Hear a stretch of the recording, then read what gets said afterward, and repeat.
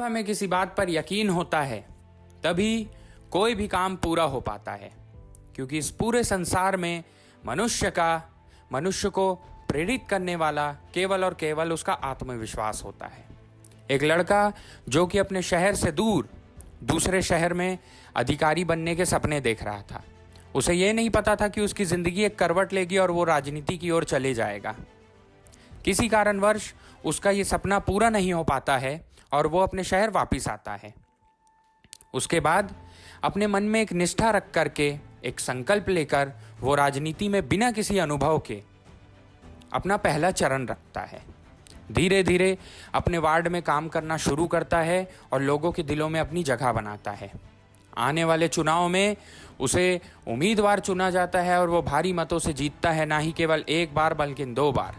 फिर बारी आती है 2023 के विधानसभा चुनाव की, जिसमें वो लड़का अपना हाथ आजमाना चाहता है।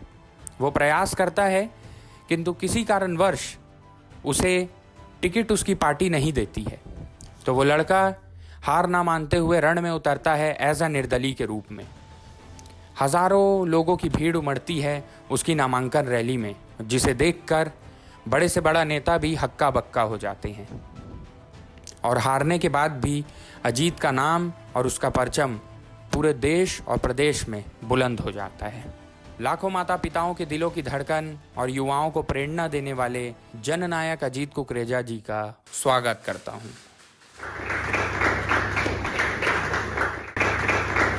अजीत कुकरेजा जी, कैसे हैं आप? बहुत बढ़िया और बहुत बहुत धन्यवाद। ऐसे आने में आपको कोई तकलीफ अगर तो नहीं हुई? बिल्कुल नहीं। एकदम मेन रोड पे है, कोई इशू नहीं रहा।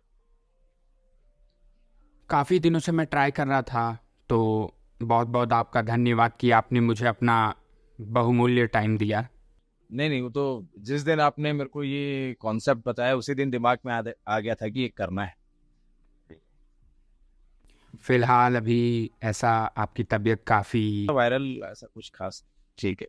करीब मुझे जितना याद है 1 साल हो गया है। 1 साल बाद आप किसी ऐसे प्लेटफॉर्म पे आ रहे हैं बातचीत करने के लिए। थोड़ा सा मीडिया और सोशल मीडिया से थोड़ा सा दूर था और थोड़ा सा मेरा आउटलुक भी थोड़ा सा अलग था। आज चेंज करके आया हूँ। बहुत दिनों बाद मैं वाइट पैजामा कुर्ते में हूँ।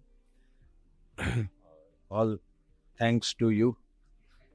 मैं जानना चाहूँगा कि ऐसे अजीत कुकरेजा जी पॉलिटिक्स में आने से पहले क्या करना चाहते थे?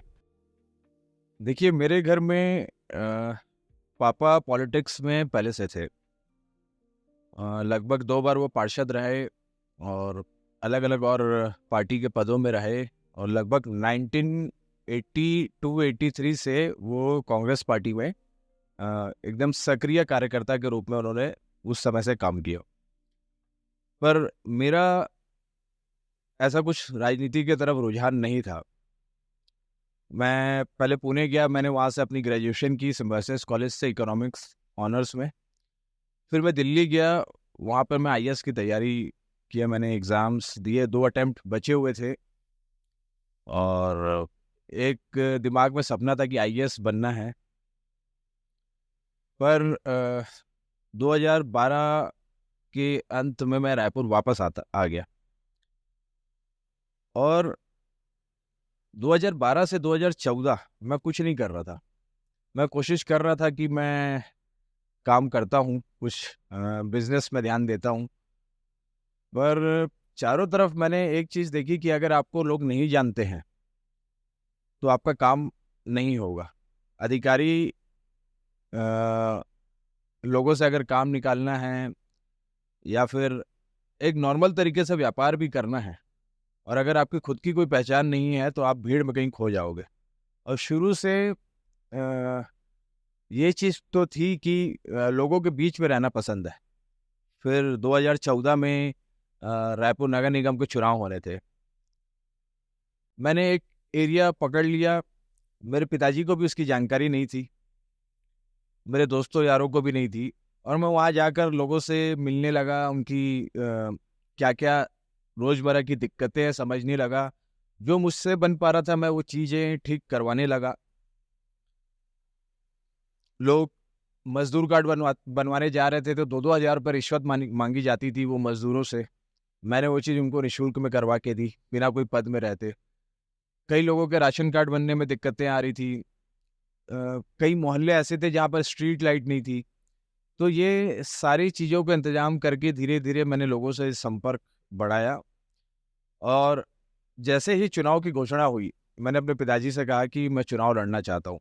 बोले, "यार तेरी तैयारी नहीं है, पार्षद चुनाव बहुत व्यक्तिगत चुनाव होता है और इसमें ऐसा नहीं है कि पार्टी का सिंबल ही सब कुछ हो और पब्लिक भी आपको अगर इन पर्सन जानती है तो वोट देती है।" मतलब मेरी तैयारी है, पर उनको जानकारी नहीं थी। फिर उस समय हमारे पीसीसी के अध्यक्ष भूपेश बघेल जी थे और leader of opposition TS Singhdeo ji थे। ये दोनों के पास मैंने अपनी बात रखी कि मैं चुनाव लड़ना चाहता हूँ। उन्होंने देखा कि बड़ा यंग लड़का है, बाहर से पढ़ के आया है, पढ़ा लिखा लड़का है। तो उन्होंने एक बार में बोला जाओ तैयारी करो। मैं और जोश के साथ लोगों के बीच में गया। लगभग 19 लोग चुनाव लड़ रहे थे। इकलौता मैं ऐसा था जो राजनीति में नया हूँ। मेरे अगेंस्ट में जो बीजेपी का कैंडिडेट था वो वहाँ का मंडल अध्यक्ष था। 20-25 साल से उस क्षेत्र में राजनीति कर रहा था और मेरे चुनाव में पहली बार में मुझे ये देखने मिला कि एक अजीत नाम का कैंडिडेट और खड़ा हो गया, जिनका नाम था अजीत कुंडू। और फिर एक मेरे समाज से भी किसी को एक जन ने खड़ा कर दिया कि कुछ वोट वहाँ से खराब हो जाए। मुस्लिम समाज से एक आदमी को खड़ा कर दिया कि वो जो 500-600 वोट, ज़्यादा मुस्लिम वोट नहीं थे, 500-600 मुस्लिम वोट थे, तो वो भी खराब हो जाए। तो ये थोड़े-थोड़े वोट खराब करके इसकी राजनीति में एंट्री नहीं होने देनी है।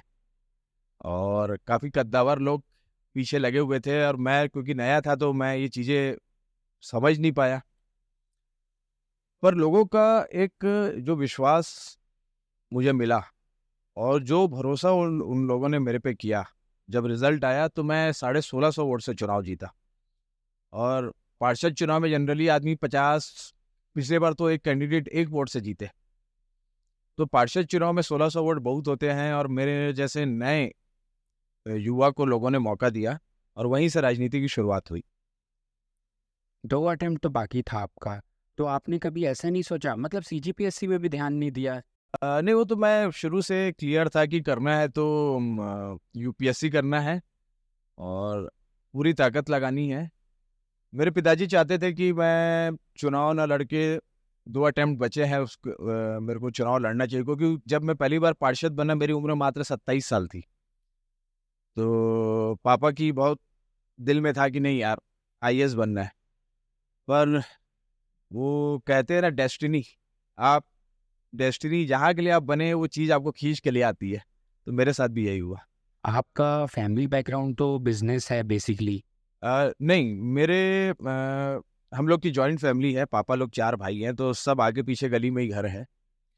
तो मेरे सबसे बड़े वाले चाचा के जो सबसे बड़े लड़के हैं वो आईपीएस है अभी छत्तीसगढ़ में। और अभी 15 दिन पहले तक कोरबा एसपी भी उनको प्रभार मिला था। और मेरी बुआ के पोते, अभी-अभी उनका इस बार सीजीपीएससी में सिलेक्शन हुआ है, वो डीएसपी बने हैं। तो परिवार में हैं, सिविल सर्विसेज वाले भी हैं, ज़्यादा लोग व्यापार में हैं और मैं अभी तक सिर्फ राजनीति में उतरा हूँ, व्यापार मैंने अभी तक नहीं किया। आपकी ऐसी स्कूलिंग कैसी रही? यहीं से आपने पढ़ाई की कि बाहर से? मैंने स्कूलिंग होली क्रॉस बैरन बाज़ार स्कूल से की और क्लास 12 तक मैं वहीं था। क्लास 10th या क्लास 9 तक मैं बहुत ज़्यादा स्टूडियस बच्चा नहीं था और मैं तो ये कहूँगा कि one of the notorious guy in the school. तो मेरे पापा और मम्मी मेरे को अक्सर बोलते थे कि हम लोग अपने स्कूल में टॉपर रहे हैं और तेरे को क्या है, तू पढ़ाई के अलावा तेरे को सारी चीज़ें आने। मेरे को पतंग उड़ाना पसंद, मैं कंचे खेलूँगा, मैं तेलीबांधा तालाब में आप मानोगे नहीं हफ्ते में 1 बार नहाने जाता था जब छोटा था। पेड़ों में चढ़ जाना, वो सारी पढ़ाई लिखाई को छोड़ के सारी चीज़ें करनी रहती थी मुझे। पर क्लास 9th के पास एक बदलाव मेरे अंदर आया और मेरा पढ़ाई की तरफ थोड़ा-सा ध्यान जाना चालू हुआ। 11th-12th में तो मैंने मैथ्स, साइंस लिया और मुझे आज भी वो दिन याद है जब मेरे क्लास 11th में मैंने मैथ्स लिया और क्लास में बैठा था। हमारे प्रिंसिपल फादर बेंजामिन जब क्लास में इंट्रो क्लास लेने आए और वो मुझे देख के शॉक्ड हो गए कि अजीत तुमने मैथ्स लिया है, कर पाओगे? मैंने बोला सर बिल्कुल कर लूँगा, सोच समझ के लिया है। तो थोड़ा उस समय फिर ऐसा लगा कि नहीं, अब आगे करियर बनाना है तो थोड़ा पढ़ाई में ध्यान देना पड़ेगा। और बाकी स्कूल लाइफ काफ़ी अच्छी थी, काफ़ी अच्छे दोस्त, काफ़ी अच्छा हम लोगों का 40-50 लोगों का ग्रुप एनी टाइम रहता था। और मेरे दोस्त तो उस समय से ही मेरे को नेता बोलना चालू कर दिए, तो उनको वो गुण दिख गए थे कि इसको ये चीज़ों में मज़ा आ रहा है। स्कूल में तो होता ही नहीं, एनएसवाई कॉलेज से चालू होता है। तो मैं कॉलेज में ही रायपुर से बाहर पुणे चला गया था, सिम्बायोसिस कॉलेज में मैंने बीए इकोनॉमिक्स ऑनर किया। और मैं किसी भी तरह की पॉलिटिक्स, यूथ पॉलिटिक्स का हिस्सा नहीं रहा। मैं पार्षद बनने के बाद मुझे, क्योंकि जो ऐसे पार्षद हैं जो एज क्राइटेरिया फुलफिल करते हैं और अच्छा परफॉर्मेंस है उनका, तो ऐसे लोगों को यूथ कांग्रेस प्रदेश लेवल पे नॉमिनेट करता है। तो मेरे को प्रदेश सचिव बनाया गया था यूथ कांग्रेस छत्तीसगढ़ का। 2000 उमेश पटेल जी जब हमारे प्रदेश अध्यक्ष थे, तो मैं यूथ कांग्रेस का भी एक कोटा और एक सील मेरे पे लग चुका है। पहला ऐसा कोई प्रोटेस्ट जो आपने किया हो? सबसे मैं पार्षद बना और हम लोगों का विधानसभा घेराव था पार्टी की तरफ से। और मैं नया नया पार्षद बना था, मेरे साथ जो लड़के जुड़े थे वो भी सारे यूथ नए नए पॉलिटिक्स में आए थे। तो बड़ा जोश था, तो बड़े जोश के साथ हम लोगों ने विधानसभा घेराव किया था। और मेरे को सामने रोकने के लिए एडिशनल एसपी सिसोदिया सर थे। अब मैं उनको जानता नहीं था, मैं नया था पॉलिटिक्स में, वो भी मेरे को नहीं जानते थे। उन्होंने धक्का मार के मेरे को पीछे किया कि पीछे हट जाओ। और मैंने भी बड़े जोर से उनको धक्का मारा, तू पीछे हट। तो काफ़ी उस समय गहमा-गहमी हुई, बहुत यानी माहौल गर्म हो गया। वो भी बोले, "कौन लड़का है जिसकी इतनी हिम्मत हो गई?" और मैं भी बोलूँ, "ये कौन है पुलिस वाला जिसकी इतनी हिम्मत हो गई?" पर बाद में जब मैं उनके साथ व्यक्तिगत बैठा तो हमारी बहुत अच्छी दोस्ती हो गई, बहुत अच्छे संबंध हो गए। अभी भी कहीं मिलते हैं तो काफ़ी बातें होती हैं। तो अब जब मैं नया-नया था तो सीखने को था, कुछ गलतियाँ होती हैं। राजनीति में आपने जाने का ऐसा सोचा नहीं था, पर सर ही रोल मॉडल रहे होंगे आपके। जब मैं पॉलिटिक्स को समझने लगा तब पापा अपने पीक पे थे। और उस समय छत्तीसगढ़ का मुख्यमंत्री थे अजीत जोगी जी। तो उनका घर में आना जाना, हम लोगों का हाउस जाके साहब से मिलना काफ़ी रहता था। तो वो एक अलग पर्सनालिटी थे। उनका जो करिश्मा था वो देख के समझ में आता था कि वो लोगों को अपने आप अपनी तरफ अट्रैक्ट कर रहे हैं। बाद में बहुत सारी चीज़ें खराब हुई, मैं उनमें डिटेल में नहीं जाऊँगा। तो पापा को मैंने इनको देखा, बट अगर आप मेरे को देखेंगे कि मेरे राजनीतिक गुरु अगर कोई है, तो उस समय के पीसीसी अध्यक्ष भूपेश बघेल जी और टीएस बाबा साहब और मेरे पिताजी। इनके कारण और इनके विश्वास के कारण मैं पॉलिटिक्स में आया। जैसे हमारी पहले बात हो रही थी अभी कि वार्ड का बहुत बुरा हालत था, पानी भर जाता था, बहुत ही बुरी स्थिति थी। आज लगभग 70-75 साल हो गए हमारे देश को आज़ाद हुए। आज भी नालियाँ खुली हैं, सड़कों में चारों तरफ सीएसईबी की तारें जा रही है, तो जियो की केबल्स जा रही हैं। सफाई का भी बुरा हाल था। तो मुझे लगा कि यार कहीं ना कहीं हम लैग कर रहे हैं और मैं इस एरिया में अच्छा परफॉर्म कर सकता हूँ। मैं जब पहली बार पार्षद बना तो वार्ड की सफाई स्थिति का बहुत बुरा हाल था। और मुझे ये समझ में आ गया था कि पूरा खेल मैनेजमेंट का है। मेरे वार्ड में ऐसे भी रोड थे जहाँ रोड पे आप पैदल नहीं चल सकते, 1-1 फीट का मलबा पड़ा रहता था, कीचड़ पड़ी रहती थी और लोग वहाँ रह रहे हैं। और बदबू तो इतनी कि आदमी 5 मिनट खड़ा नहीं हो सकता। तो मैंने सबसे पहले संकल्प यही लिया कि ये जो 2 क्षेत्र है जहाँ सबसे ज़्यादा गंदगी रहती है, यहाँ मेरे को बिल्कुल भी कचरा नहीं चाहिए। निगम के अधिकारियों को बुलवाया, मैंने जेडएचओ को बुलाया, जोन कमिश्नर को बुलाया, हेल्थ ऑफिसर्स आए। मतलब ये चीज़ों को बंद करना है। बोले सर बंद नहीं हो सकती। मतलब मैं करूँगा बंद। बोले सर हमारे पास उतने गाड़ियाँ नहीं है कि हम दिन में 2 बार 3 बार यहाँ से कचरा उठा पाएँ। प्लस हमारे पास कोई जगह नहीं है जहाँ पर कचरा इकट्ठा कर पाएँ अपन। और उस समय डोर टू डोर कचरे का कलेक्शन भी नहीं होता था। मैंने देखा कि एक सरकारी स्कूल में लगभग 8 से 10 सड़ी हुई रिक्शा पड़ी हुई थी। मैंने सबको लिया, अपने खर्चे से सारी रिक्शाओं को बनवाकर पूरा रेडी करवाया और अपने सारे सफाई कर्मचारियों को बुलाया, ठेकेदार को बुलाया और मैंने बोला कि मेरे को मेरे वार्ड में 100% डोर टू डोर कलेक्शन चाहिए और ये जो रिक्शा इकट्ठा करके आएंगी, एक ट्रैक्टर खड़ा रहेगा, वो ट्रैक्टर में कचरे को डाला जाएगा, रोड और नुक्कड़ में कचरा नहीं जाएगा। और वो 12-13 रिक्शा निगम तो मेरे को कभी दे नहीं सकता था क्योंकि फंड की बहुत कमी थी और ये रिक्शा सड़ रहे थे, तो मेरे काम आ गए। तो लोगों ने देखा कि नहीं यार, ये कुछ अलग हो रहा है। फिर मेरे यहाँ एक सतनामी पारा है, मैंने सोचा क्यों ना ये बस्ती की सारी नालियों को अंडरग्राउंड करवाया जाए। फिर निगम की वही बात है कि सर हमारे पास फंड नहीं है। मतलब जितना फंड है उतने फंड में करेंगे। तो पहली बार मेरे को 17 लाख रुपए सतनामी पारा के लिए मिला। मैं 4 गली बना सकता था, मैंने 3 ही गली बनाई, पर मैंने पूरे अंडरग्राउंड नाली बनाई। अचानक से लोगों को लगने लगा यार हमारे मोहल्ले की रोड चौड़ी हो गई है और 8-8 फीट में चैम्बर आ गए हैं। जो लोगों की आदत थी कि घर से निकल के कचरा नाली में फेंक देते थे, अब तो नाली पे के कहाँ फेंकेंगे, तो लोगों ने कचरा फेंकना भी बंद कर दिया। मच्छर कम हो गए। तो जब नाली बन गई उसके 1 सवा 1 महीने बाद जब मैं वहाँ भ्रमण कर रहा था, तो लोगों ने जो तारीफ की, बोले ये जो आपने किया है ना, ये हम लोग सोच भी नहीं सकते थे। मेरे को लगा कि नहीं, ये काम कर गया है। एक एक्सपेरिमेंट था क्योंकि अधिकारी एग्री नहीं कर रहे थे कि इतना फंड नहीं है। देखिए वही नाली खुली हुई है, उसी में आप कचरा डाल रहे हो, फिर लेबर जाता है उसी को साफ करता है, फिर दूसरे दिन आप कचरा डालते हो, फिर लेबर जाता है, यानी 4 गुना खर्चा कर रहे हो आप। तो उससे अच्छा एक बार कवर करके एक बार खर्चा कर लो ना।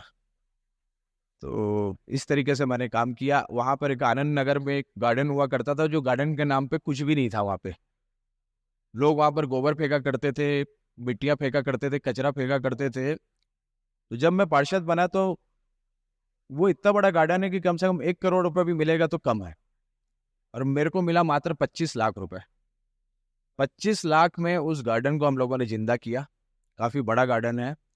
मोहल्ले वालों ने, आनंद नगर यूथ विंग या आनंद नगर सोसाइटी वालों ने बहुत सहयोग किया और 3 महीने के अंदर हम लोगों ने उस गार्डन की पूरी तस्वीर बदल दी। आज जब मैं शाम को वहाँ से गुजरता हूँ, देखता हूँ कि लोग वहाँ पर वॉक कर रहे हैं, ओपन जिम में लोग एक्सरसाइज कर रहे हैं, तो एक दिल को सुकून मिलता है कि नहीं, कुछ अच्छा किया है मैंने। सारे पार्षद निगम कमिश्नर के पास झगड़ने चले गए थे कि हमको भी अपने वार्ड में सीसीटीवी कैमरा लगाना है, पर किसी को अनुमति नहीं मिली क्योंकि एक बार नगर निगम लगा तो देगा, उसको मेंटेन कौन करेगा। मैंने नगर निगम से पैसा खर्चा किया, नगर निगम से स्वीकृत कराया, लौता मैं हूँ जिसको अनुमति मिली। और मैंने ये बोला कि इसमें जो वाईफाई से लेकर जो खर्चे हैं, मेंटेनेंस के खर्चे हैं, सब मैं व्यक्तिगत करूँगा, आप बस एक बार मुझे फंड सैंक्शन करके इंस्टॉल करवा दीजिए। तो आज लगभग 40 से 45 कैमरे पूरे वार्ड में मैंने लगाए हैं। कई चोरियां हम लोगों ने उस कैमरे से पकड़ी। कुछ असामाजिक तत्व कहीं और कुछ करके आ गए, हमारे वार्ड में आके छुपे, वो कैमरे से पता चल गया। तो ये छोटी छोटी चीज़ें हैं जो बहुत ज़्यादा ज़रूरी हैं। लोगों के घरों में आजकल कैमरे लगने लगे हैं, पर चौक चौराहे में और कुछ बस्ती में, स्लम्स एरिया में कैमरे नहीं होते। तो मैंने वो सारी एरिया को कवर किया ताकि थोड़ा सा एक लॉ एंड ऑर्डर की जो प्रॉब्लम है वो थोड़ा सी सुधरे। देखिए बेसिकली मैं बोलूँगा कि जो एक्सपोजर मेरे को मिला, चाहे सिम्बायोसिस कॉलेज में हो, हम लोग कॉलेज में हम लोगों का एक बुक क्लब था जिसमें हम हर सैटरडे सारे स्टूडेंट्स जो इंटरेस्टेड है इकट्ठे होते थे, कोई ना कोई एक आर्टिकल पकड़ के उस पर डिबेट होती थी। किसी बार हम लोग वुमेन एम्पावरमेंट पे बात कर रहे हैं, तो कभी टेररिज्म पे बात कर रहे हैं, तो कभी सिविल सोसाइटी का रोल, उसका इम्पोर्टेंस के बारे में। उसके बाद हम लोगों ने एक फिल्म क्लब चालू किया था सिम्बायोसिस में, जिसमें हम हर वीक एक डॉक्यूमेंट्री मूवी रिलीज करते थे। वो मूवी होने के बाद सारे बच्चे बैठ जाते थे और वो मूवी के ऊपर डिस्कशन होता था। कैमरा एंगल कैसा है, मूवी का डायरेक्शन कैसा था, फोटोग्राफी कैसी थी। तो अजीत जी, एकदम से चुनाव के बाद, 2023 चुनाव के बाद आप काफी ऐसे गायब से हो गए, तो क्या मतलब रिलैक्स मोड पे चले गए थे कि क्या था? गायब नहीं हुआ, पर जब आदमी इतना बड़ा चुनाव लड़ता है और रिजल्ट अगर फेवर में नहीं आते हैं तो थोड़ा सा सेटबैक होता है। पर मेरी आदत है कोई भी चीज़ को मैं बहुत ज़्यादा लंबा खींचता नहीं हूँ। मैं सोशल मीडिया से थोड़ा सा दूर रहा, मीडिया से दूर रहा, पर जो लोग हैं, जो मेरे जहाँ का मैं पार्षद हूँ, उस क्षेत्र के लोगों से मिलना, उनसे संपर्क में रहना, और अगर कोई इमरजेंसी वाली ऐसी कोई बात है तो मैं बिल्कुल सबके लिए तैयार रहता था। पर मुझे लगा कि 10 साल मैंने परिवार को समय कम दिया, तो थोड़ा परिवार में समय दिया। मेरा बेटा भी 3 साढ़े 3 साल का है, तो बेटे को भी मैंने समय दिया, नहीं तो वो इतना तेजी से बड़ा हो रहा था कि समझ में नहीं आ रहा था। तो थोड़ा सी बैलेंस भी करना जरूरी है लाइफ में, कि आपकी पॉलिटिकल लाइफ है, सोशल लाइफ है, तो पर्सनल लाइफ भी है, तो थोड़ा सा पर्सनल लाइफ को भी ध्यान देना बहुत ज़्यादा जरूरी है। अजीत जी, तो ये वक्त बनता है हमारे पहले एलिगेशन का, जिस पे अब क्राउड आपके ऊपर इतनी हमारी जो बातें हुई उसको सुनकर एक एलिगेशन लगाएगी। सो वक्त है हमारे पहले एलिगेशन का। सर, मेरा नाम एकता ठाकुर है और सर आप पे पहला एलिगेशन ये है कि आपने अपने फायदे के कारण पार्टी छोड़ दी। इस पे आप क्या कहना चाहेंगे? देखिए, दूर से देख के ऐसा लगेगा लोगों को, पर इसमें तो मेरा नुकसान ही नुकसान था, क्योंकि पार्टी छोड़कर, जो पार्टी पावर पे हो उसको छोड़कर इंडिपेंडेंट चुनाव लड़ना, और वो भी सिर्फ 11 दिन में, आसान बात नहीं है। और ऐसा नहीं है कि मेरे को कांग्रेस पार्टी से कोई दिक्कत थी या उनके नेताओं से कोई दिक्कत थी, बट मुझे लगा कि पिछले 10 साल से मैं कोशिश कर रहा हूँ, और मेरे कार्यकर्ताओं के लिए खास करके, क्योंकि उनके दिमाग में ये था कि चुनाव लड़ना चाहिए। मैंने में अपने सिंधी समाज में बैठक की, उनका भी एक राय था कि चुनाव लड़ना चाहिए। और जब हमने परिवार में आपस में बैठ के सलाह की, तो सबका निर्णय यह आया कि चुनाव लड़ना चाहिए। कभी कभी कुछ ऐसे निर्णय लेने पड़ते हैं जो हो सकता है कि आपके हित में हो ना हो, पर कार्यकर्ताओं के हित में रहता है। बहुत ज़्यादा मोटिवेटेड थे कार्यकर्ता, और शायद मैं चुनाव नहीं लड़ता तो हो सकता है कि मेरी पूरी टीम तोड़ जाती। प्लस लोगों के अंदर एक होप ऐसे नज़र आ रही थी कि जो बीजेपी का कैंडिडेट है उसको कोई जानता नहीं है, और एक जो कैंडिडेट है उनका काम हम देख रहे हैं, और अगर कोई युवा आता है तो हम मौका देंगे। देखिए, अगर मैं 30,000 वोट पाया तो कहीं ना कहीं पब्लिक चाह रही थी, क्योंकि पूरे छत्तीसगढ़ में इतने ज़्यादा वोट किसी ने नहीं पाया। मैं इकलौता कैंडिडेट था जिसकी जमानत जब्त नहीं हुई, और 9 दिन में हमने ये वोट पाए, तो कहीं ना कहीं पब्लिक का साथ भी था। पार्टी के खिलाफ मैं न उस समय भी गया, न मैंने पार्टी के खिलाफ स्टेटमेंट दिया चुनाव लड़ते समय, न मैं उनके लीडर्स के खिलाफ मैंने कुछ बोला। मैंने अपनी बात रखी कि मैं बन जाता हूँ तो मैं लोगों के लिए क्या करूँगा, और इसमें अगर आप देखेंगे तो सिर्फ घाटा ही घाटा है। अगर सरकार फिर से वापस आ जाती पावर में, तो बहुत सारी चीज़ें हैं, पर मैंने अपने लिए चुनाव नहीं लड़ा, लोगों के लिए लड़ा, कार्यकर्ताओं के लिए लड़ा। आगे बढ़ते हैं। मेरा एक ये सवाल था कि जब आपके मन में ये चीज़ आई कि आप चुनाव लड़ेंगे, नामांकन रैली ने तो लोगों के होश उड़ा दिए थे। देखिए, मैंने भी उम्मीद नहीं की थी कि इतनी ज़्यादा भीड़ आएगी।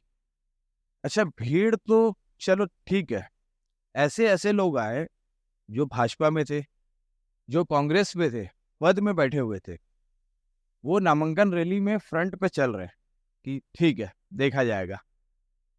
आरएसएस के लोग मेरी रैली में आकर मेरे साथ वो चले हैं नामांकन भरवाने के लिए। चुनाव में भी सब लोगों ने, तो एक लोगों में जोश था कि एक यंग आदमी आ रहा है जिसके पास 10 साल का पार्षद रहते हुए अनुभव है। और अब नामांकन रैली का अगर वीडियो देखेंगे ना, तो व्यापारी भी बहुत बढ़ चढ़कर संख्या में उस रैली में पहुंचे थे, अपना दुकान बंद करके, दुकान छोड़ करके, जो कि बड़ी बात है। और मैंने भी अंदाजा नहीं लगाया था कि इतना प्यार मिलेगा लोगों का। तेलीबांधा तालाब से गाड़ी चौक तक पूरा फुल हो चुका था, और ये लोगों का प्यार है, समर्थन था, और वो कहीं ना कहीं रिजल्ट में उस लेवल पे कन्वर्ट हम नहीं कर पाए, बट एक अच्छा वोट पाया हमने। अजीत जी, मैंने सुना है कि आप एमआईसी मेंबर थे, तो उसमें आप रायपुर का फाइनेंस डिपार्टमेंट देखते थे। तो उसके बारे में थोड़ा जानना चाहूँगा कि कैसे वो पद आपको मिला। देखिए, जब मैं पहली बार पार्षद बना तो हमारे मेयर प्रमोद दुबे जी थे। तो मैं उनके पीछे पीछे पीछे पीछे घूम रहा था, भैया एमआईसी में जगह दीजिए जी, एमआईसी में। बोले नहीं यार, तुम लोग यंग हो, अभी थोड़ा सा अनुभव ले लो, अभी एमआईसी की क्या जरूरत है तुमको। पर जब एमआईसी की लिस्ट आई तो उसमें ऑटोमेटिक मेरा नाम आ गया। तो तब मुझे पता चला कि भूपेश बघेल जी और टीएस बाबा ने कहा कि ये पढ़ा लिखा लड़का है, जिसको फाइनेंस डिपार्टमेंट देते हैं तो ये अच्छा काम करेगा, और मुझे एमआईसी में मौका मिला। जब मैंने रायपुर शहर का पहला बजट बनाया तो आप देखेंगे कि पूरे रायपुर में जितनी भी गार्डन में ओपन जिम लगी है, ये हम लोगों का प्रस्ताव था। इसके अलावा कटोरा तालाब सौंदर्यीकरण आप देख लीजिए।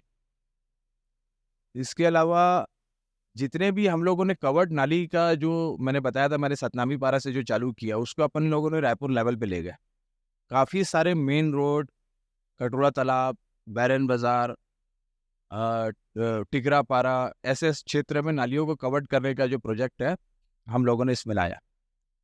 और वो पहला अनुभव बहुत काम का था, क्योंकि कौन सा फंड कहाँ से आता है, किस मद में कितना पैसा है, कितने टाइप के मद होते हैं। कई बार तो आदमी 5-5, 7-7, 8-8 साल पार्षद मैंने देखा है जिनको मद के बारे में नहीं पता है।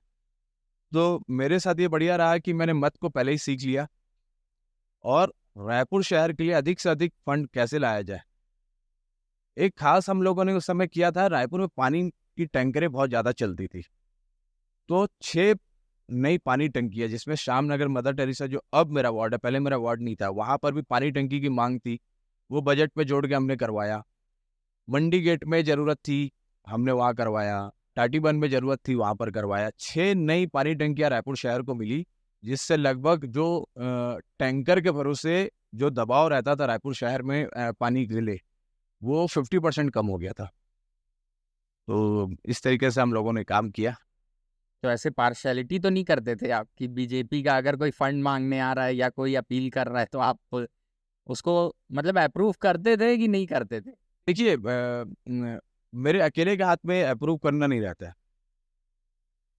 मेयर का बहुत इंपॉर्टेंट रोल रहता है। इसके अलावा कमिश्नर, जो नगर निगम कमिश्नर रहते हैं, he is the executive officer. तो जो चीज़ें एग्जीक्यूट करनी है उनके हाथ में है। और कमिश्नर एक न्यूट्रल आदमी रहता है, उसको लगता है शहर का विकास होना चाहिए, और मैं जिस कार्यकाल में रायपुर नगर निगम में हूँ तो मेरा भी नाम होना चाहिए। तो इसलिए वो एक पॉलिटिक्स और एडमिनिस्ट्रेशन को बैलेंस करते हुए डिसीजन लिया जाता है नगर निगम में। तो हो सकता है कई बार कुछ वार्डों में कम पैसा मिले, पर कोशिश यही रहती है कि सबको बराबर मिले। जैसे आप फाइनेंस के पार्ट रहे, तो मैं सिर्फ ये जानना चाहूँगा कि जैसे अभी नया नया बजट पूरे सेंट्रल से जो लागू होता है, उस पे बीजेपी किस तरीके से आम नागरिकों को मतलब प्रेरित कर रही है और आम नागरिकों को परेशान कर रही है, सॉरी, आम नागरिकों को किस तरीके से परेशान कर रही है, मैं ये जानना चाहूँगा। देखिए, सबसे बड़ा मजाक तो जीएसटी है। जी। बिस्किट, जिसको हर आम आदमी खाता है, यानी ठेले वाले से लेकर रिक्शा वाला भी चाय पीता है तो पार्ले जी का बिस्किट लेता है और खाता है। 18% जीएसटी है। बाकी बड़े शहरों और देशों में, जैसे आप यूरोप चले जाएं, आप एशियन कंट्रीज में चले जाएं, तो वहाँ अगर आम जनता के खाने वाला बिस्किट है तो 6% टैक्स है, थोड़ा सा महंगा है तो 12%, और लग्जरी बिस्किट्स है तो 18%। यहाँ तो आपने सब में बराबर कर दिया। इसके अलावा आज हमारे देश की जो धड़कन है टू व्हीलर्स में आपको पता है कितना जीएसटी है? 28%। डायमंड में 4% जीएसटी है, पर टू व्हीलर्स पे 28% है। कौन चलाते हैं टू व्हीलर? जो बंदा या तो नौकरी कर रहा है, या तो आप अगर बस्तियों में जाएंगे, स्लम में भी जाएंगे, तो सबके पास बाइक रहती है। आप उसमें 28% टैक्स ले रहे हैं, लग्जरी टैक्स ले रहे हैं। वो लग्जरी थोड़ी ना है, वो तो जरूरत का सामान है हमारे देश में। तो जिस हिसाब से लोग बजट बना रहे हैं, मेरे को ऐसा लगता है, देखिए, जीएसटी हो या इस टाइप का कोई भी इनडायरेक्ट टैक्स हो, भाई मैं इनकम टैक्स पटाता हूँ, वो डायरेक्ट टैक्स है। तो मेरी इनकम जैसे बढ़ती है, मैं इनकम के हिसाब से टैक्स पटाता हूँ, वो प्रोग्रेसिव टैक्स होता है। इनडायरेक्ट टैक्स वो टैक्स है जो सबको बराबर देना है। अगर अंबानी एक जूता खरीद रहा है, उसमें 18% GST है, तो वो भी पटाएगा। एक गरीब आदमी भी अगर उसको ले रहा है तो 18% पटाएगा।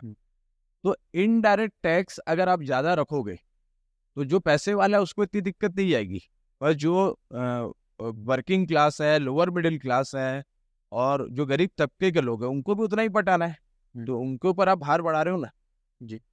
तो हमारे पॉलिसी मेकर्स जो बैठे हैं, चाहे फाइनेंस मिनिस्ट्री में हो, चाहे एडवाइज़र, इकोनॉमिक एडवाइज़र हो, ये सारी चीज़ों को ध्यान में रखना चाहिए, क्योंकि आम जनता पे बोझ बहुत बढ़ रहा है।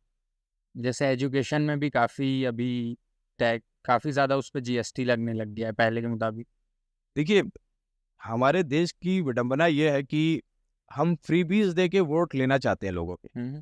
जैसे महतारी वंदन योजना, सारी महिलाओं को 1-1 हज़ार रुपये देंगे, बहुत अच्छी बात है। डायरेक्ट कैश ट्रांसफ़र अगर हितग्राही के अकाउंट में जाता है तो उससे अच्छा कुछ नहीं है कि भाई कोई लीकेज नहीं है ना, 1,000 रुपये सीधा उसके खाते में जा रहा है।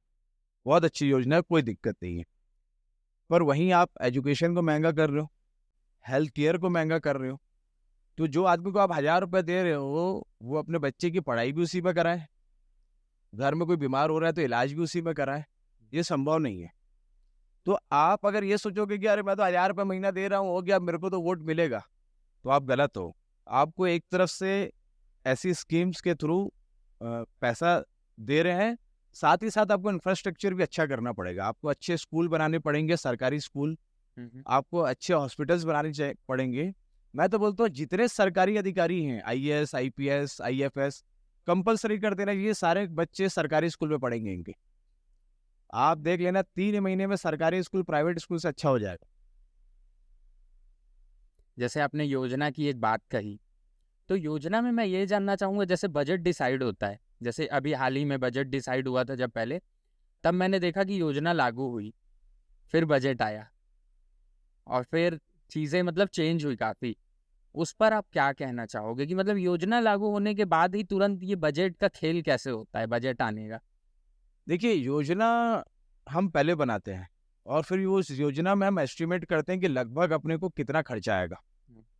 भाई मैं तो नेता हूँ, मैं टेक्निकली नहीं जानता, मैंने बोल दिया 1,000 रुपये सबको देना है। अब वो मैंने अनाउंसमेंट तो कर दिया, फिर मैं इकोनॉमिस्ट के साथ बैठूंगा, टेक्निकल टीम के साथ बैठूंगा कि कितने लोगों को देना पड़ेगा, कितना खर्चा आएगा, कितना बजट रखना पड़ेगा। फिर वो बताएंगे कि भैया 200 करोड़, 500 करोड़, 1,000 करोड़, 10,000 करोड़ लगेगा।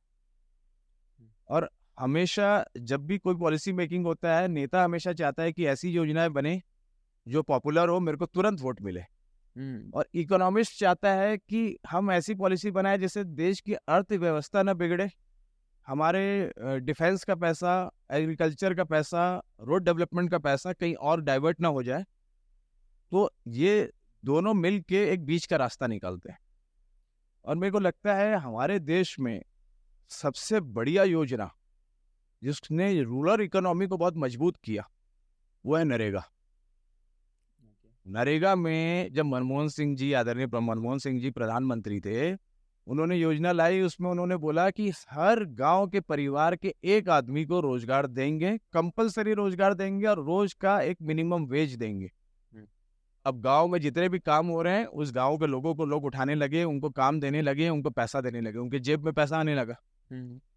जब ग्रामीण अर्थव्यवस्था में मनी सर्कुलेशन बढ़ा तो आदमी खरीदारी करने कहाँ आता है? शहर आता है। शहर में पैसा बढ़ा। आप देखेंगे 2008-9 में US में रिसेशन आया, पूरे वर्ल्ड की इकोनॉमी बैठ गई। हमारी इंडियन इकोनॉमी ने बहुत मजबूती से उसको झेला। उसका बहुत बड़ा कारण है नरेगा और नरेगा जैसी योजनाएं। आज गरीब आदमी बच्चे को स्कूल नहीं भेजता था कि स्कूल भेजूंगा तो साथ में टिफिन बना के देना पड़ेगा। मनमोहन सिंह जी ने चालू किया राइट टू फूड, सारे बच्चों को हम खाना देंगे, स्कूल में खाना मिल रहा है बच्चों को आज की date. Right to education till age 14, आज बच्चे फ्री में पढ़ रहे हैं, नहीं तो पहले सरकारी स्कूल में भी एक मिनिमम पैसा देना पड़ता था। तो जब तक हम एजुकेशन को अच्छा नहीं करेंगे और जो यूथ हमारे एसेट्स हैं उनको मजबूत नहीं करेंगे, तो ये देश आगे मजबूत कैसे होगा? भाई 2, 4, 5% जो अरबपति खरबपति लोग हैं, सिर्फ उन्हीं के भरोसे देश चल जाएगा क्या? जो हमारे एसेट्स हैं वो जब मजबूत होंगे वो आगे आएंगे, तब जाके देश आगे बढ़ेगा। इसमें मतलब मैं एक ये चीज़ हमेशा ऑब्जर्व करता हूँ कि जब भी कोई भी योजना आती है, जैसे बीजेपी ने महातारी बंदर योजना लाया, उसी के 1-2 महीने बाद जब बजट आया तो काफ़ी ज़्यादा मतलब महंगाई बढ़ चुकी। उस पर आप क्या कहना चाहोगे कि मतलब ऐसा करके कुछ ऐसा कोई खेल तो नहीं खेला जा रहा है कि इस जेब से पैसा ऐसे देकर यहाँ से वापस लेने का? देखिए, कहाँ से आएगा पैसा? पैसा पब्लिक का ही है। महतारी बंधन योजना में कोई बीजेपी का नेता अपने जेब से पैसा तो दे नहीं रहा है, टैक्स का पैसा है, आपका और हमारा जो हम टैक्स पटाते हैं उसका पैसा है। तो मेरे को अगर फंड की जरूरत है तो कहीं ना कहीं मैं टैक्स बढ़ाऊंगा। जब मैं टैक्स बढ़ाता हूँ तो इन्फ्लेशन बढ़ने लगता है। और इन्फ्लेशन का सिर्फ एक ये कारण नहीं है, डिमांड एंड सप्लाई। अगर मार्केट में कोई चीज़ की डिमांड ज़्यादा है और सप्लाई उतना हो नहीं पा रहा है, तो डिमांड बढ़ रही है तो उसका प्राइस बढ़ रहा है, तो मार्केट में इन्फ्लेशन बढ़ता है, जिसमें आरबीआई बहुत इंपॉर्टेंट रोल प्ले करता है। आप देखेंगे इस पिछले 5-6 साल में मोदी सरकार का रघुराम राजन जी के साथ बहुत विवाद चला, जो आरबीआई गवर्नर थे। वो बोले मैं वो डिसीजन लूंगा जो पूरे देश के हित में रहेगा, पर सरकार ने बोला नहीं, तुम अभी इंटरेस्ट रेट नहीं बढ़ा सकते, तुम रेट बढ़ाओगे तो यहाँ पे इन्फ्लेशन तो कंट्रोल में आ जाएगा पर ग्रोथ भी कम हो जाएगी देश की। वो बोले थोड़ी सी ग्रोथ कम होगी चलेगी, पर जो इन्फ्लेशन के कारण middle class, lower middle class और गरीब लोगों में जो हार पड़ रहा है, उसका जो नुकसान है वो कहीं ज़्यादा है। तो सरकार और आरबीआई का हमेशा से विवाद चलता आ रहा है और वो होना भी चाहिए, चेक एंड बैलेंस होना चाहिए। तो इन्फ्लेशन के बहुत सारे फैक्टर होते हैं। आपका इंपोर्ट एक्सपोर्ट में कितना डेफिसिट आ रहा है, आपका फाइनेंशियल डेफिसिट कितना है, उसके बाद आपका इंटरेस्ट रेट मार्केट में क्या चल रहा है, डिमांड सप्लाई क्या है, कितना गैप आ रहा है। Hello sir. सर, सुनने में आया है कि आपको अपने पैसों का बहुत घमंड है और साथ में 2 बार पार्षद चुनाव जीतने का ये भी घमंड है आपको। क्या इस वजह से आपने 2023 में ऐसा निर्दलीय चुनाव लड़ा? नहीं, देखिए क्या होता है, इस दुनिया में हर आदमी अपनी लड़ाई लड़ रहा है। तो जब आप 2 कदम आगे बढ़ाने लगते हो तो आपके आसपास के लोग नहीं चाहते कि आप 2 कदम आगे बढ़ाओ, तो बदनाम किया जाए। तो बदनाम कैसे होऊंगा मैं? या तो बोलेंगे पैसा खाता है, मैंने 10 साल के कैरियर में पैसा खर्चा किया पर किसी से 1 रुपया लिया नहीं। बहुत मौके मिले पैसे कमाने के, बट मेरा इंटरेस्ट ही नहीं था, तो वहाँ मेरे को बदनाम कर नहीं सकते। मैं कोई ऐसी एक्टिविटी में इन्वॉल्व नहीं हूँ जहाँ पर आप मेरे ऊपर एलिगेशन लगा के मेरे को कोई केस कर दो, तो आप बदनाम किया कैसे जाए? तो बोले भैया पैसे का घमंड है। मैं तो व्यापार ही नहीं करता हूँ, मैं तो बिजनेस ही नहीं करता हूँ। अब लोग फिर परिवार पे अटैक करने लगते हैं। और मैं कोशिश करता हूँ कि राजनीति में कभी भी पर्सनल नहीं होना चाहिए। भाई विचारधारा की लड़ाई है। अगर मैं पुरिंदर मिश्रा, कुलदीप जुनेजा जी के खिलाफ अगर मैंने चुनाव लड़ा है तो वो मेरे व्यक्तिगत दुश्मन नहीं है। वो जहाँ मिलेंगे मैं उनसे पैर पड़ के, उसको कि वैसे उम्र में पड़े हैं, गले लग के मिलूंगा। पर एक विचार की लड़ाई थी, एक सोच की लड़ाई थी, इसलिए मैं चुनाव में होता। जैसे आप काफ़ी समय से पॉलिटिक्स का पार्ट रहे हैं, सर भी रहे हैं, तो थोड़ा मैं यही चाहूँगा कि हाँ, हम पॉलिटिकल क्वेश्चंस में आते हैं, अच्छे से पॉलिटिकल बातें थोड़ी करें, फिर हम थोड़ा ट्राई करेंगे। क्योंकि आपने बताया कि आप एज अ मतलब तैयारी कर रहे थे दिल्ली जाकर, तो मैं फिर मेरी खास रुचि है उस सब चीज़ों में, फॉरेन पॉलिटिक्स में, फिर मैं उस पर उतरूँगा। तो पहले मैं ऐसे ही नॉर्मली ये जानना चाहूँगा, जैसे बहुत जगह ये फैला हुआ है कि बीजेपी हिंदुत्व की आइडियोलॉजी लेके चलती है, तो क्या वो ऐसे लोगों का ब्रेन वॉश करती है या कुछ ऐसा है? मैं तो सबसे पहले ये समझना चाहूंगा कि हिंदुत्व क्या है। क्या हमारे वेद पुराण में इसके बारे में कुछ दिया है? उपनिषद के बारे में इसके बारे में कुछ दिया है? ये एक टर्मिनोलॉजी है जो भाजपा ने पॉलिटिकल गेन के लिए बनाई। हिंदुइज्म सुना था हमने पढ़ा था। आज आप हमारी वैदिक किताबें उठाएंगे तो उसमें हिंदुइज्म के बारे में बहुत बढ़िया लिखा है, सनातन धर्म के बारे में लिखा है। मैं सनातनी हूँ। हिंदुत्व क्या होता है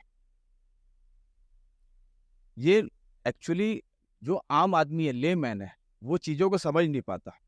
अगर मैं टीवी डिबेट में हिंदुत्व की बुराई करता हूँ ना तो आदमी बोलते हैं वो हिंदू विरोधी है, ये हिंदू के अगेंस्ट में बोल रहा है। नहीं भैया, मैं कांग्रेस पार्टी का भी हिस्सा नहीं, निर्दलीय। मेरी ये सोच है, राजनीति को धर्म से कभी नहीं जोड़ना चाहिए। राजनीति से हम लोगों का कितना ज्यादा उद्धार कर सकते हैं, ग्रोथ कर सकते हैं, देश को आगे बढ़ा सकते हैं, इस पे बात होनी चाहिए। और धर्म की बातें धर्म गुरुओं पर छोड़ देते हैं ना। आज अगर अयोध्या जैसी जगह में भाजपा चुनाव हार जाती है तो कहीं ना कहीं उनकी आइडियोलॉजी में एक बहुत बड़ा धक्का तो लगा है ना। आप पूरे देश में ये दिखाने के लिए कि मैं मंदिर बना रहा हूँ, और कॉरिडोर के आसपास जितने लोगों के घर थे जो 50 साल, 100 साल, 150 साल, 200 साल से रह रहे थे, तोड़ दिए बिना सहमति लिए। मुआवजा मिलेगा, किसी को मुआवजा नहीं मिला। आपने, सब हिंदू थे ना, सबके घर उजाड़ दिया आपने। चुनाव में आपको जवाब दे दिया उन लोगों ने।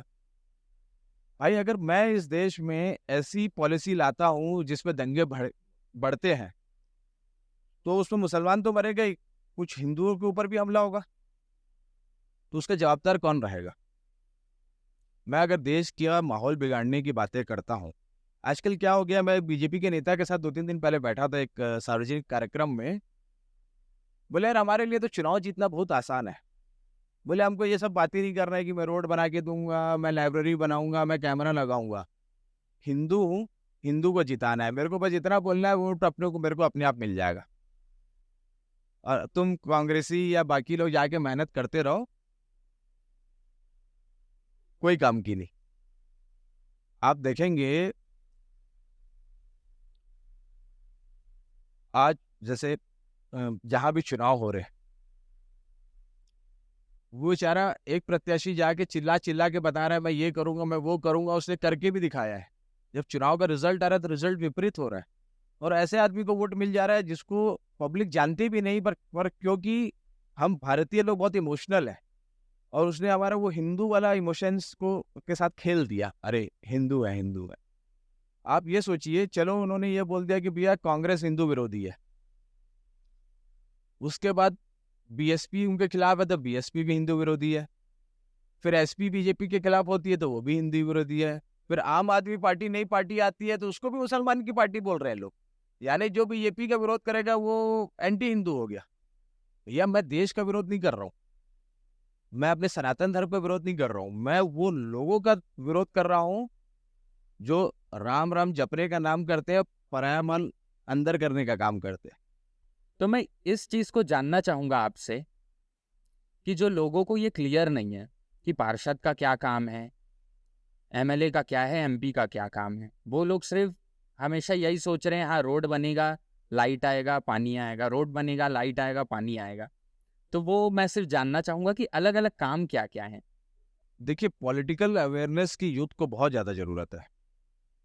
मैं बोलता हूँ आपकी जो लाइफस्टाइल है, आप पार्टी करते हो, आप कैफ़े जाते हो, कॉफ़ी पीते हो, आप मूवीज़ जाते हो, आपको पॉलिटिक्स पसंद नहीं है, आप बिजनेस में हो, आप कहीं जॉब कर रहे हो, कोई बात नहीं, पर बेसिक फंडा समझने की सबको ज़रूरत है। आज हम लोगों ने छत्तीसगढ़ प्रदेश को 90 विधानसभा में डिवाइड कर लिया है कि भी ये 90 क्षेत्र है, इसमें एक अलग अलग विधायक रहेगा, यहाँ पर जो विकास होना है वो उस विधायक के माध्यम से पब्लिक उनको बताएगी और वो विकास करेगा।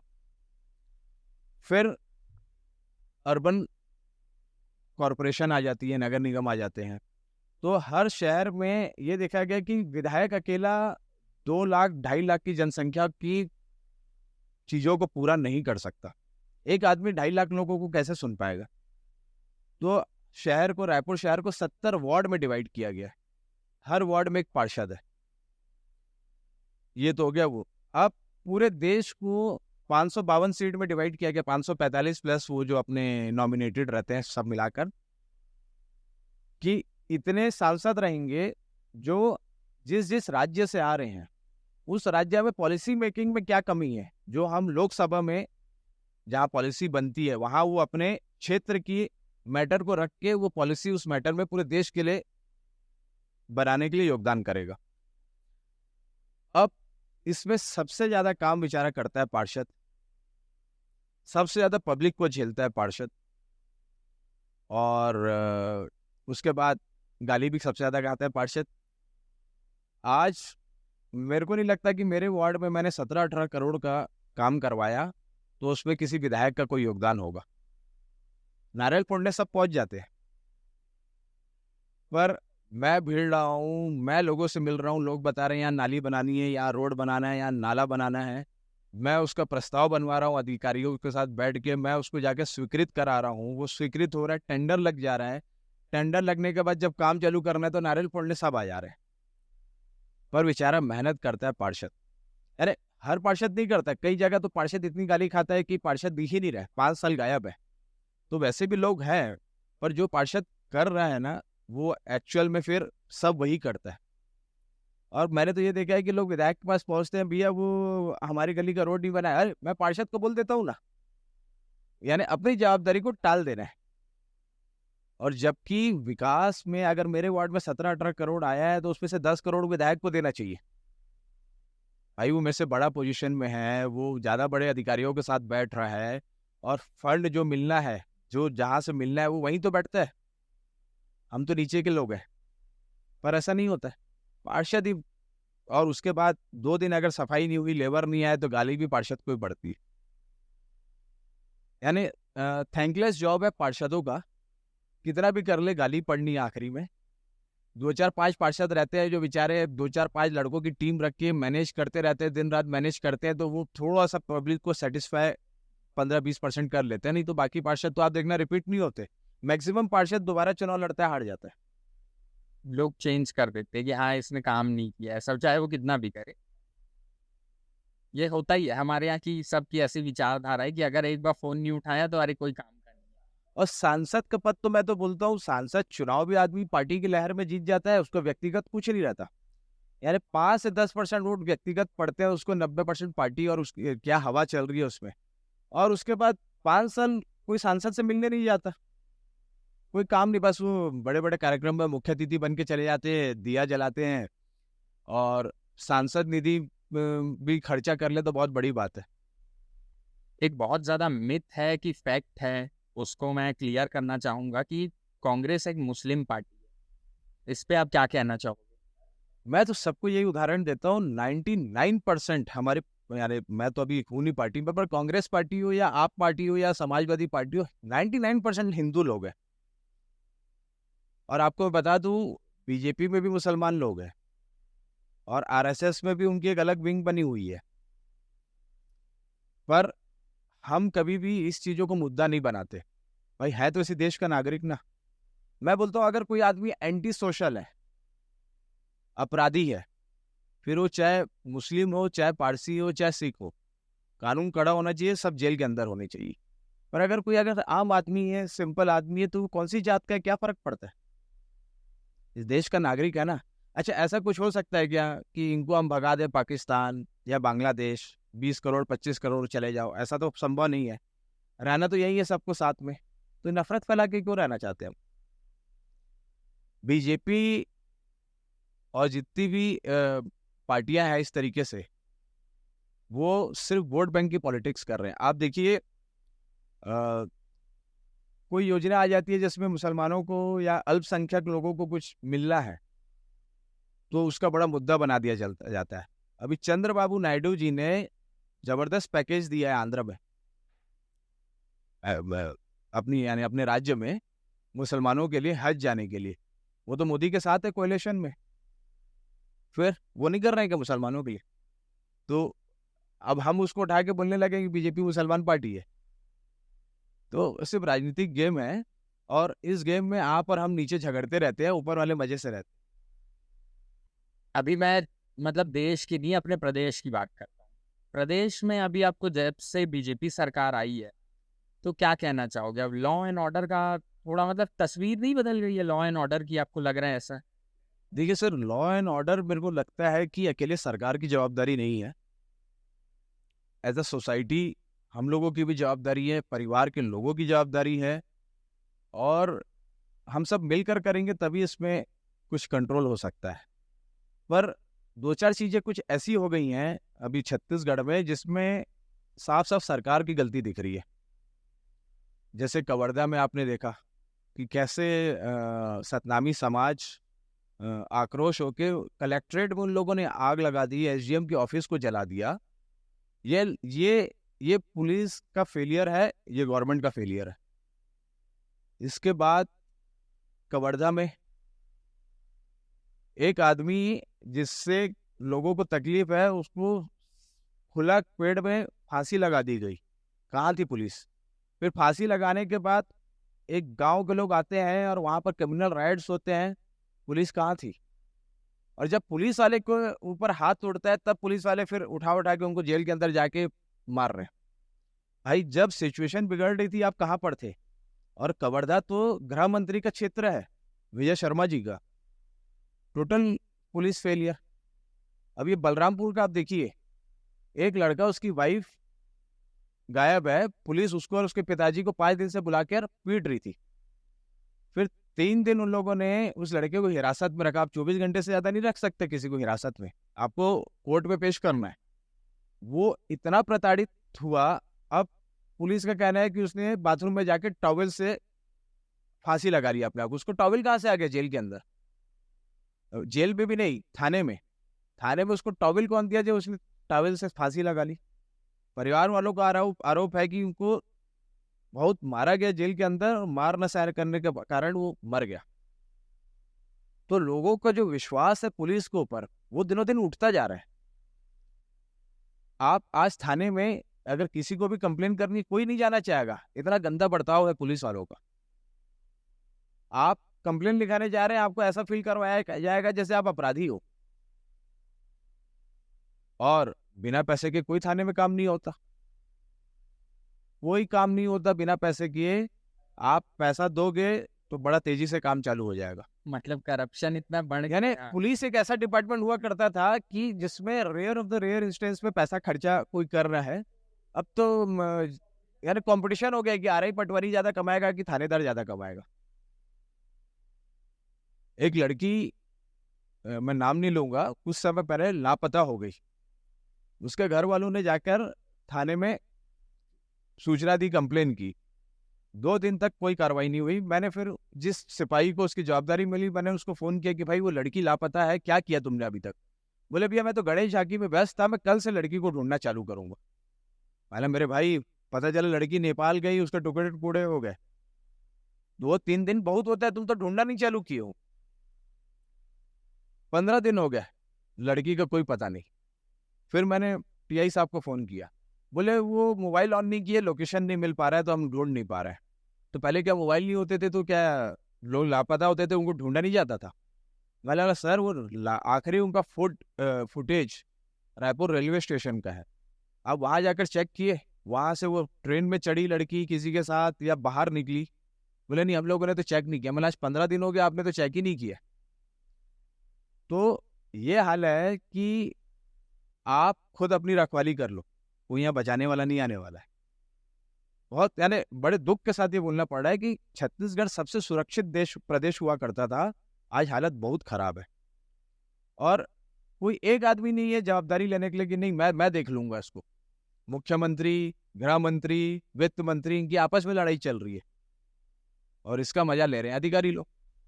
और अपने धुन में मस्त है। तभी आए दिन कुछ ना कुछ, मतलब चुनाव जैसे ही खत्म हुआ, विधानसभा चुनाव, उसके बाद से जैसे ही बीजेपी सरकार आई है, काफी समय से ऐसा चल रहा है। मैं बोल रहा हूँ ना, यानी मैं पूरा ब्लेम किसी सरकार को नहीं करूंगा। भाई आप और हम सोसाइटी के हिस्से हैं, आप और हम बढ़िया रहेंगे तो कौन लॉ एंड ऑर्डर बिगाड़ेगा। पर वो जिस सिचुएशन को संभाला जा सकता है वहां पर भी इन लोगों ने गलतियां की।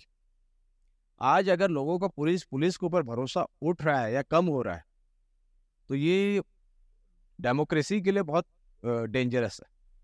मैं आपके ही प्रोफेशन से एक सवाल पूछना चाहूँगा कि एक वार्ड काउंसलर, एक पार्षद किस तरीके से अपने डिस्ट्रिक्ट को और अपने स्टेट को डेवलप करने में हेल्प करता है? देखिए, अगर हर पार्षद अपने क्षेत्र में अच्छा काम करवाए तो 70 वार्ड है, अगर 70 पार्षद अच्छे से काम करते हो तो रायपुर अपने आप सुंदर हो जाएगा। पर हर चीज पार्षद के हाथ में नहीं है। नगर निगम का खुद का कोई फंड नहीं है। नगर निगम को, मैं फाइनेंस डिपार्टमेंट का चेयरमैन था, तो हम लोगों की टोटल इनकम साल की 220 करोड़ थी और हम लोग का खर्चा था 240-245 करोड़ बेसिक खर्चा, जिसमें हम सारे अधिकारियों को तनख्वाह दे रहे हैं, पेंशन दे रहे हैं, जितनी स्ट्रीट लाइट रायपुर में चल रही है उसका बिजली बिल पटा रहे हैं हर महीने 2 करोड़ रुपए। फिल्टर प्लांट जहाँ से पानी फिल्टर होकर आपके घरों में आ रहा है उसका हर महीने का 2-2.5-3 करोड़ रुपए हम लोग बिजली बिल पे कर रहे हैं। तो ये असफाई में लगभग 2400 कर्मचारी रायपुर में तैनात है, उनकी तनख्वाह। इसी में हमारा महीने का मेरे साल का 240-250 करोड़ खर्चा हो रहा है। हमारी इनकम हो रही है 220 करोड़। 30 करोड़ तो हम यही माइनस है, तो हम रोड नाली और बाकी चीजें कब बनाएंगे? So we are dependent on state government. हम यहाँ से प्रस्ताव बना के भेजते हैं, वो स्वीकृत करके हमको देते हैं। मैंने मान लो 10 करोड़ का प्रस्ताव भेजा, 1 करोड़ आता है, पैसा नहीं है। फिर मैं 10 करोड़ का भेजूंगा, 1 करोड़ आता है। तो पार्षद भी चाह के कुछ नहीं कर सकता, बहुत ज्यादा फंड ही नहीं है। और अल्टीमेटली वो अगले चुनाव में बेचारा हार जाता है, जिसमें उसकी खुद की कोई गलती नहीं रहती है ना। कुछ पार्षदों की गलती रहती है और मैं देख रहा हूँ, बट कुछ रहते हैं जो कोशिश करते हैं, करना चाहते हैं, पर फंड नहीं मिलता। महागठबंधन के बारे में आप क्या कहना चाहेंगे? क्या महागठबंधन के कारण ही ऐसा हुआ कि कांग्रेस और बाकी पार्टियां पकड़ बना पाई? ऐसा क्योंकि कांग्रेस तो अकेले में भी, इंडिया अलायंस की बात हो रही है, क्योंकि कांग्रेस तो अकेले में भी 100 का आंकड़ा भी नहीं छू पाई। देखिए, अगर आप किसी देश की हिस्ट्री देखेंगे ना, तो हर पार्टी का एक स्लो टाइम आता है। 70 साल तक कांग्रेस को किसी ने चैलेंज नहीं कर पाया, पर एक टाइम आया जब लोगों ने बोला कि ठीक है भाई, तुम लोगों ने देश को आज़ादी दिलाई, ठीक है, बड़े क्रांतिकारी नेता थे तुम्हारे, हो गया ना, 70 साल तो सरकार बनी ना, अब हम नए को मौका देंगे। ये लोगों की सोच रहती है। तो लोगों ने किस में वोट किया? हिंदू आइडियोलॉजी में, हिंदुत्व में एक जो प्रोपेगेंडा चलाया गया, तो लोग बोले नहीं, चलो एक बार मौका दे के देखते हैं, ये कुछ अलग है। पर हर आइडियोलॉजी के एक एक्सपायरी डेट होता है। तो कांग्रेस का भी वो हुआ कि एक डाउनफॉल आया, पर गठबंधन तो बीजेपी का भी है, एनडीए, नेशनल डेमोक्रेटिक अलायंस, उसमें लगभग 40 पार्टी हैं। इंडिया अलायंस में तो 28 पार्टी है, पर फेसबुक और सोशल मीडिया में कैसे दिखाया जाता है? मोदी अकेला, बाकी सब मोदी के खिलाफ। उसके साथ भी 40 पार्टी है, इनके साथ तो बेचारे सिर्फ 28 पार्टी है। पर सोशल मीडिया में जो जिसके पास ज्यादा फंड है वो अपना बातें मनवा लेता है। पर चाहे समाजवादी पार्टी हो, चाहे ममता बनर्जी की टीएमसी पार्टी हो, सब ने बहुत अच्छा परफॉर्मेंस किया। और अगर ये गठबंधन नहीं करते तो एक दूसरे के वोट काट रहे थे। यहाँ तो कम से कम सीट शेयरिंग हो गया। अभी जैसे महाराष्ट्र में चुनाव है इसी महीने, अभी नवंबर के महीने में है, तो एनसीपी, कांग्रेस और उद्धव ठाकरे जी की शिवसेना 85 सीट्स उन लोगों ने डिवाइड की कि आपस में लड़ेंगे तो फिर तीसरे का फायदा होगा। वहीं पर बीजेपी भी सीट शेयरिंग कर रही है, ऐसा नहीं कि सिर्फ कांग्रेस कर रही है। वो एक नाथ शिंदे की शिवसेना कुछ सीट में लड़ रही है, कुछ सीट में भाजपा लड़ रही है, कुछ चीज में एनसीपी अजीत पवार की लड़ रही है। और मेरे ख्याल से 1984 के बाद इस देश में केंद्र में कोई भी सरकार बिना कोएलिशन के नहीं बनी। सिर्फ राजीव गांधी जी आखिरी थे जिन्होंने पूर्ण बहुमत के साथ सरकार बनाई। उसके बाद से ये ट्रेंड बन गया और अब ये देश की सच्चाई है कि कोई भी एक पार्टी केंद्र में सरकार नहीं बना पाई। 2 बार तो ऐसा बीजेपी ने बनाई है पूर्ण बहुमत में। कब? अभी मतलब 2019 के समय में भी नहीं, देखिए 2019 में भी एनडीए की सरकार थी, एनडीए की लेकिन सरकार बीजेपी थी, की लेकिन बीजेपी के काफी सारे सीट्स थे उसमें। नहीं, सीट्स आए, पर राजीव गांधी जी हाँ, उनका एक अलग था। 400 प्लस सीट ले हम्म, गए। उस स्ट्रेचर का नेता अभी तक कोई पैदा नहीं हुआ। इंदिरा गांधी ने भी बहुत जबरदस्त परफॉर्मेंस किया था। सब उनको गूंगी लड़की बोला करते थे, पर जैसे वो सिस्टम में आई तो समझ में आया कि लेकिन वो तानाशाही नहीं करते थे इमरजेंसी में, आप क्या बोलोगे फिर ऐसे में देखिए कुछ गलतियां हुई हैं। कि 2 साल इमरजेंसी 1 साल सारे अपोजिशन लीडर जेल में थे क्योंकि उनका सिर्फ यही गुना था कि वो अपोजिशन है। नहीं, देखिए उस समय आप और हम नहीं थे, पर जब हम इतिहास पढ़ते हैं तो देखते हैं कि कुछ गलतियां हुई है और उसका फिर भुगतना भी पड़ा कि उसके बाद इंदिरा गांधी जी लोकसभा चुनाव हार गई। यानी किसी ने सोचा नहीं था कि इंदिरा गांधी जैसी लीडर चुनाव हार सकती हैं। उन्होंने अपनी गलती मानी, आगे बढ़े, फिर वो चुनाव जीती, फिर पब्लिक ने एक्सेप्ट किया, फिर पूर्ण बहुमत कांग्रेस पार्टी को मिला, उसके बाद राजीव गांधी जी के टाइम पे मिला। तो जनता के बीच में फिर जनता ने दोबारा विश्वास जताया और कोएलिशन के बिना, क्योंकि रीजनल पार्टीज रीजनल एस्पिरेशन को लेकर आगे बढ़ रही हैं, तो वहाँ के लोकल लोगों में उनके प्रति थोड़ा सा भरोसा बढ़ रहा है। तो अब ये देश की सच्चाई बन गई है कि कोई भी एक पार्टी सरकार नहीं बना पाएगी।